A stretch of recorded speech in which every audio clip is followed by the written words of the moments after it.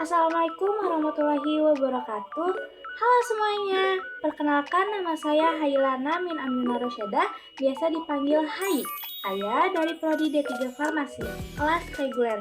Tujuan saya membuat video kali ini, saya akan menjelaskan tentang apa itu bakteri Enterobakteri Klebsiella. Pasti kalian belum tahu nih, apa sih itu bakterinya? Yuk disimak lebih lanjut videonya. Let's go! Bahasan kali ini, yang pertama itu ada apa itu Klebsiella, yang kedua siklus hidup dan perjalanan penyakit, yang ketiga bagaimana cara menangani bakteri tersebut, dan terakhir itu ada saran untuk melawan bakteri Klebsiella. Untuk pengertiannya, Klebsiella pneumoniae adalah bakteri oportunistik, yang artinya bakteri ini biasanya menyerang orang yang kondisi tubuhnya sedang lemah atau sedang dirawat di rumah sakit. Berikut adalah penyakit utamanya.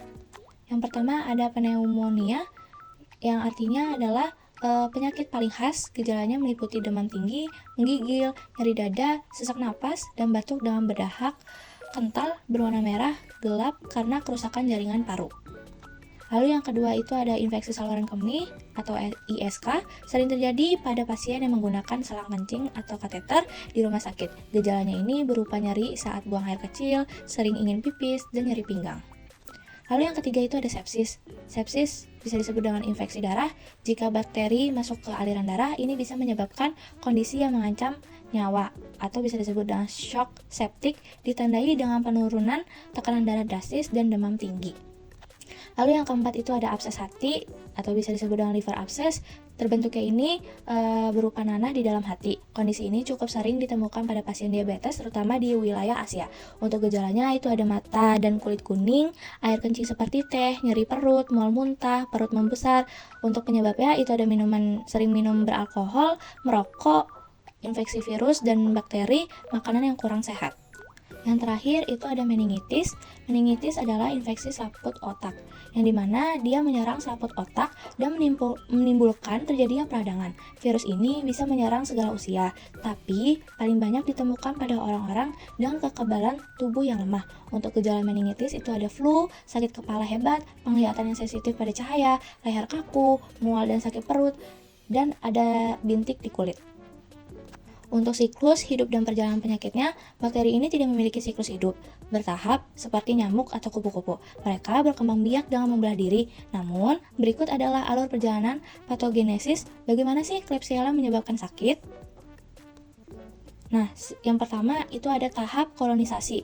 Klebsiella hidup secara alami di dalam usus manusia tinja, mulut, atau kulit tanpa menyebabkan masalah. Di sini dia adalah flora normal. Lalu yang kedua itu ada tahap transmisi, yang dimana bakteri berpindah tempat. Ini bisa terjadi karena tangan yang tidak dicuci bersih setelah dari toilet atau alat medis yang tidak terkontaminasi seperti ventilator, bantu napas, atau kateter urin. Yang ketiga itu ada tahap invasi. Bakteri ini masuk ke tempat yang seharusnya steril, misalnya masuk ke paru-paru, dihirup atau aspirasi, atau masuk ke kandung kemih. Lalu yang keempat itu ada tahap evasion, yang dimana sistem imun tubuh akan mencoba menyerang. Namun, Klebsiella memiliki kapsul tebal seperti baju besi yang melindunginya agar tidak dimakan oleh sel darah putih. Yang terakhir, itu ada tahap infeksi dan kerusakan. Karena terlindungi kapsul, bakteri membelah diri dengan cepat. Mereka melepaskan racun atau endotoksin yang merusak jaringan tubuh manusia dan menyebabkan peradangan hebat seperti demam, nanah, bengkak. Disinilah pasien mulai merasa sakit. Lalu di sini ada bagaimana sih cara menangani bakteri tersebut. Untuk penanganan Klebsiella harus dilakukan secara medis karena resiko resistansi untuk kekebalan obatnya yang tinggi. Yang pertama, diagnosis laboratorium. Dokter akan mengambil sampel seperti dahak, urin, atau darah untuk dikultur di laboratorium. Ini wajib dilakukan untuk mengetahui jenis antibiotik apa yang masih mempan. Lalu yang kedua itu ada terapi antibiotik. Adalah penanganan yang utama. Jenis antibiotik dapat diberikan berdasarkan hasil tes laboratorium.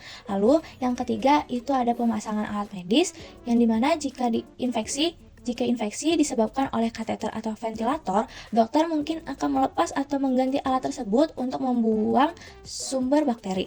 Lalu yang terakhir itu ada drainase, yang artinya penyedotan.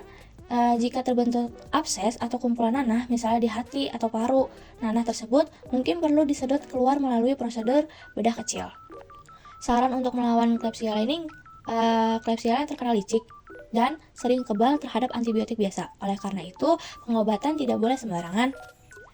Saran untuk melawannya itu yang pertama itu jangan menggunakan sisa antibiotik di rumah atau membeli di apotik tanpa resep baru. Klebsiella sering memiliki enzim ISBL yang bisa menghancurkan antibiotik umum seperti amoxicillin biasa. Menggunakan obat yang salah hanya akan membuat bakteri semakin kuat. Lalu biasanya dokter akan meresepkan golongan cefalosporin generasi 3 atau 4, fluoroquinolone atau aminoglycosida untuk kasus yang parah atau bakteri yang sudah sangat kebal. Dokter mungkin menggunakan carbapenem.